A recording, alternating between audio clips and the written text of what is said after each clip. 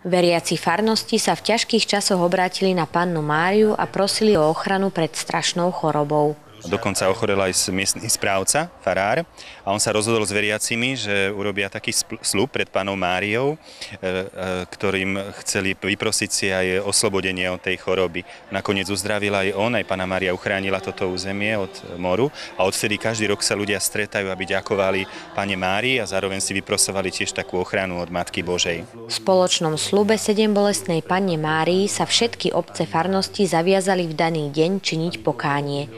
Ľudia hromadne pristupovali k sviatostiam a slávili svätú omšu.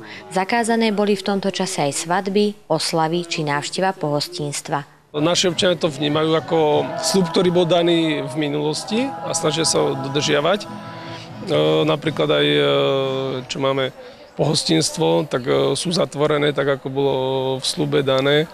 Sú zatvorené, nemáme svadby v ten termín, presne tak, ako je vlastne dané v tom sľube. Ja si to pamätám ešte z čias teda svojho detstva. Myslím si, že som to začala vnímať niekedy, keď som mala možno 7-8 rokov, že pravidelne táto augustová nedeľa v podstate patrila k tomu, že sme sa tu celá rodina vybrali a v podstate už aj moji rodičia to brali ako za taký záväzok, že je to v podstate poďakovanie, že sa nám vtedy tá obrovská strašná choroba nejakým spôsobom vyhla. Na ďakovnú svätú omšu prišli aj tento rok stovky veriacich. Ten sľub je živý aj teraz. Po toľkých rokoch ľudia majú v sebe tú túžbu a prichádzajú ozaj počasie aj nečase vždy na túto svätú omšu. Ďakovná svätá omša za odvrátenie morovej rany nebude chýbať v Pruskom ani o rok. Pre televíziu Lux Katarína Vávrová.